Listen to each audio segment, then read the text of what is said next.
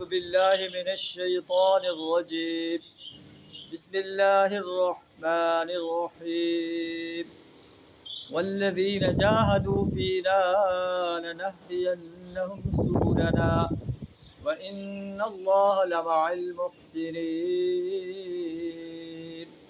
صدق اللہ العظیم۔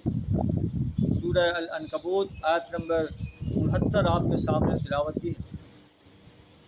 اس آیت کا ترجمہ کچھ اس طرح ہے: والذین جاہدوا فینا، وہ لوگ جو ہماری خاطر مجاہدہ کریں گے، اللہ کے دین کو غالب کرنے کے لیے، اللہ کے دین کی اشاعت کے لیے، دعوت کے لیے جد و جہد کریں گے۔ لنہدینہم سبلنا، ہم انہیں اپنے راستے دکھائیں گے۔ وَإِنَّ اللَّهَ لَمَعَ الْمُحْسِنِينَ، اور یقیناً اللہ محسن انسانوں کے ساتھ ہے، نیکوکار انسانوں کے ساتھ۔ ان آیات میں اللہ تعالیٰ مکہ کے اندر جو اہل ایمان تھے، اور قرآن چونکہ آفاقی کتاب ہے، پورے اہل ایمان سے اللہ تعالیٰ خطاب فرما رہا ہے کہ جو بھی والذین جاہدوا فینا، ہمارے دین کو غالب کرنے کے لیے جد و جہد کرے گا، ہمارے دین اسلام کے پیغام کو انسانیت تک پہنچانے کے لیے کوشش کرے گا، لنہدینہم سبلنا، ہم اس کے لیے راستے جو ہے ان کی رہنمائی کرتے چلے جائیں۔ اور اللہ اس ایسے انسانوں کو قیامت کے روز ایسا عظیم اجر عطا فرمائے گا جن کا وہ تصور نہیں کر سکتے۔ وَإِنَّ اللَّهَ لَمَعَ الْمُحْسِنِينَ، یقیناً اللہ محسن انسانوں کے ساتھ ہے، احسان کرنے والے انسانوں کے ساتھ ہے، نیکوکار انسانوں کے ساتھ ہے۔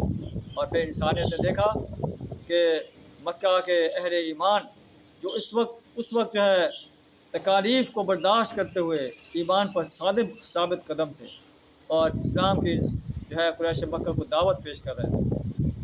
اور پھر جن اہل ایمان نے اللہ کے دین کی جو ہے دعوت دینے کی جد و جہد کی ہے، اللہ کے دین کو غالب کرنے کے لیے جد و جہد کی ہے، اللہ ان سب کے ساتھ جو ہے آسانیاں پیدا فرما رہے ہیں۔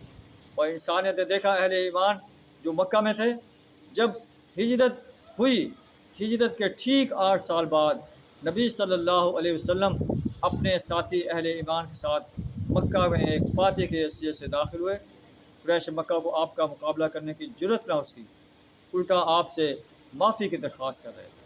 تو اللہ فرماتا ہے والذین جاہدوا فینا لنہدینہم سبلنا، وہ لوگ جو ہمارے دین کے غالب کرنے کے لیے، دین کی اشاعت کے لیے، دین کی دعوت کے لیے جد و جہد کرتے ہیں، لنہدینہم سبلنا، ہم انہیں اپنے راستے دکھائیں گے۔ وَإِنَّ اللَّهَ لَمَعَ الْمُحْسِنِينَ، اللہ محسن انسانوں کے ساتھ ہے، احسان کرنے والے انسانوں کے ساتھ ہے۔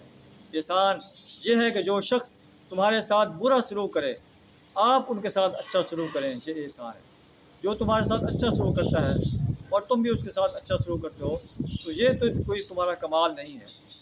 کمال تجھے ہے کہ ایک انسان تمہیں گالی دیتا ہے اور گالی کے بدلے میں تم اس سے دعا دو، یہ احسان۔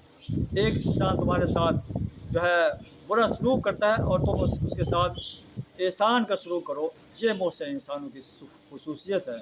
اللہ بتا وَإِنَّ اللَّهَ لَمَعَ الْمُحْسِنِينَ، یقیناً اللہ محسن انسانوں کے ساتھ ہے۔ اللہ سے دعا تعالیٰ ہمیں بھی ایسے عظیم انسانوں میں شامل فرمائے۔ وآخر دعوانا الحمد للہ رب العالمین۔